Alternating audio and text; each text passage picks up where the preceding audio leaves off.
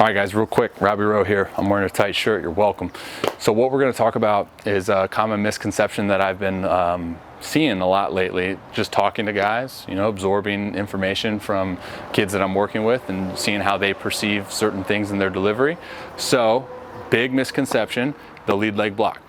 Okay, everyone thinks in terms of a lead leg block, you think Justin Verlander with the hyperextension of the lead knee, and they think that now in order to effectively block, they need to come down to their front foot plant and they need to shoot their knee back and then throw. Okay, so lead leg block, it is a byproduct of optimal timing and optimal positioning. Okay, so we know, I would say a lot of individuals that I've talked to actually, they understand the mechanics of it. They understand the why. They understand that in order to send the energy we've created in our lower body mechanics up to the upper body mechanics, that we need to block, right? In terms of physics and biomechanics, it's completely stop. So they understand that pretty well. I think it's the actual, now I'm gonna double back and disregard the mechanics I mentioned earlier. It's the mechanics of it that they don't, I think, grasp in terms of the timing and positioning of things, right? So within the lead leg block, yes, I believe personally there is a stability component that if you're just, I look at it like force absorption. If you just do not have the capacity to handle a certain amount of force or a certain amount of load, then it's not gonna be as efficient as you want it to be. Okay, that's the way I look at it. When the force is greater than the capacity, breakdowns, injuries occur. All right, so we can look at the same thing in regards to the force absorption of your lead leg within your lead leg block. But really good lead leg blocks, there's no thought process of knee extension. That's a byproduct. It's in regards to, like I mentioned earlier, with the timing and the positioning of things, right?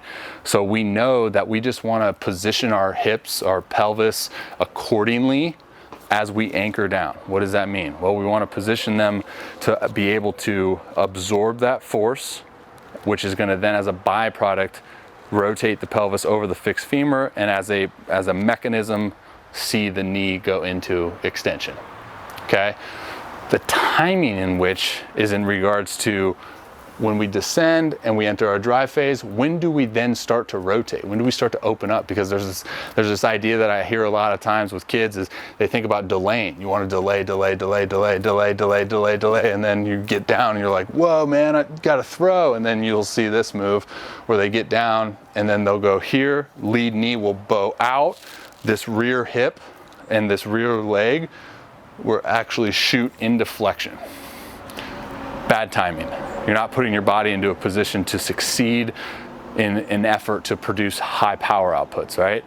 So, yes, we want to delay rotation, but it's from our upper body. And it's not really delaying. I guess it is delaying rotation. You just want to stay neutral.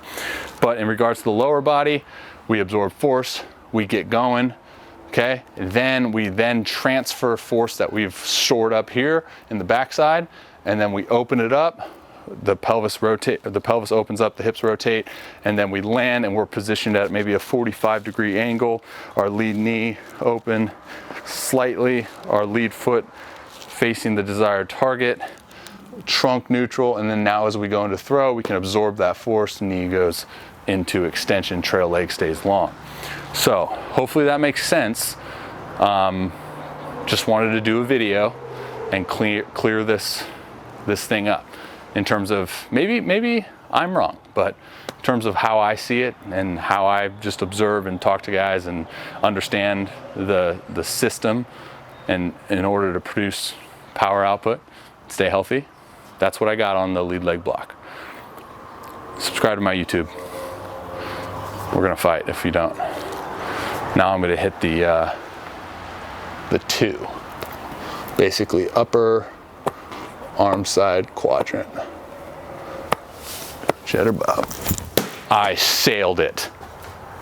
Good miss though. Deuces.